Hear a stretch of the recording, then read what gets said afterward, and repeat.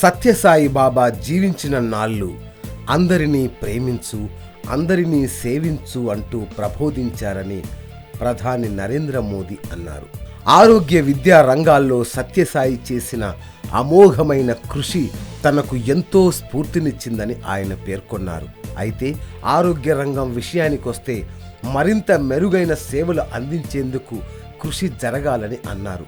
Shri Sathya Sai Sanjeevani international centre for child health నిర్వహించిన ఒక కార్యక్రమంలో విద్యార్థులను ఉద్దేశించి మోడీ వీడియో కాన్ఫరెన్స్ ద్వారా ప్రసంగించారు. పేద ప్రజల కోసం సత్యసాయి చేసిన సేవలను ఈ సందర్భంగా మోడీ గుర్తు చేశారు. 1965-70 మధ్య కాలంలో హిమాచల్ ప్రదేశ్ నుంచి వస్తూ బాబా హర్యానాలో బస చేసేవారన్నారు. బాబా ఇప్పుడు కూడా అదృశ్య రూపంలో మనతోనే ఉన్నారని, ఆయన ఆశీస్సులు మనకు బలాన్నిస్తాయని బాబా పాదపద్మాలకు నమస్సుమాంజలి సమర్పిస్తున్నానన్నారు. ఈ కార్యక్రమం ఏర్పాటు చేసినందుకు నిర్వాహకులకు అభినందనలు తెలిపారు.